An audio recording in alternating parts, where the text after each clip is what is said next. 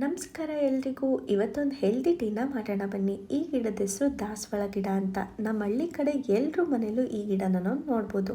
ಇದರಲ್ಲಿ ಸಿಗೋ ಹೂವು ಬರೀ ಪೂಜೆಗೆ ಮಾತ್ರ ಅಲ್ಲದೆ ಇದರಿಂದ ಆರೋಗ್ಯಕ್ಕೂ ಬಹಳ ಬೆನಿಫಿಟ್ಸ್ಗಳನ್ನ ನಾವು ನೋಡ್ಬೋದು. ಇದು ರಕ್ತದೊತ್ತಡನ ನಿಯಂತ್ರಣ ಮಾಡೋಕ್ಕೆ ಹೆಲ್ಪ್ ಮಾಡುತ್ತೆ, ಕೊಲೆಸ್ಟ್ರಾಲ್ನ ಕಡಿಮೆ ಮಾಡುತ್ತೆ, ವೆಯ್ಟ್ ಲಾಸ್ ಮಾಡೋಕ್ಕೂ ಕೂಡ ತುಂಬ ಹೆಲ್ಪ್ ಮಾಡುತ್ತೆ. ಈ ಗಿಡದಿಂದ ನಾನು 4-5 ಹೂಗಳನ್ನ ಕಟ್ ಮಾಡ್ಕೊಬಂದು ನೀಟಾಗಿ ವಾಶ್ ಮಾಡ್ಕೊತಾ ಇದ್ದೀನಿ. ಟೀ ಮಾಡೋಕ್ಕೆ 2 ಗ್ಲಾಸ್ ನೀರು ಬೇಕಾಗುತ್ತೆ. ನಾನು ಈ ಗ್ಲಾಸಲ್ಲಿ ನೀರು ತೊಗೋತಾ ಇದ್ದೀನಿ. ಸ್ಟವ್ ಮೇಲೆ ಒಂದು ಪಾತ್ರೆನ ಇಟ್ಕೊಂಡು 2 ಗ್ಲಾಸ್ ನೀರನ್ನ ಹಾಕೋಬೇಕಾಗುತ್ತೆ. ನೀರು ಹಾಕೊಂಡ ನಂತರ ನಾವು ವಾಶ್ ಮಾಡಿ ಇಟ್ಕೊಂಡಿರೋ ಅಂತಹ ದಾಸವಾಳ ಹೂಗಳನ್ನೂ ಕೂಡ ಆ್ಯಡ್ ಮಾಡ್ಕೋಬೇಕಾಗುತ್ತೆ.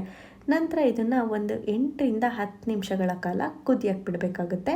ಕುದ್ಮೇಲೆ ಇದು ನೋಡಿ ಯಾವ ಥರ ಕಲರ್ ಬಿಟ್ಕೋತದೆ ಅಂತ, ಎಷ್ಟು ಚೆನ್ನಾಗಿ ಕಲರ್ ಬಿಟ್ಕೊಂಡಿದೆ ಅಲ್ವಾ.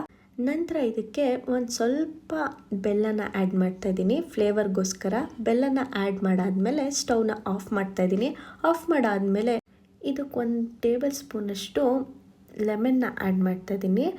ಲೆಮನ್ ಆ್ಯಡ್ ಮಾಡಾದಮೇಲೆ ಒಂದು ಗ್ಲಾಸಿಗೆ ನಾನು ಸೋಸ್ಕೋತಾ ಇದ್ದೀನಿ.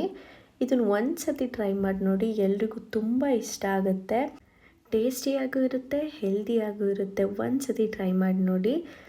ಈ ಡ್ರಿಂಕ್ ನಿಮಗೆ ಇಷ್ಟ ಆದರೆ ಲೈಕ್ ಮಾಡಿ, ಶೇರ್ ಮಾಡಿ, ಕಮೆಂಟ್ ಮಾಡಿ ಹಾಗೂ ಸಬ್ಸ್ಕ್ರೈಬ್ ಆಗಿ. Thank you. ಶುಭ ದಿನ. ಹೆಲ್ದಿ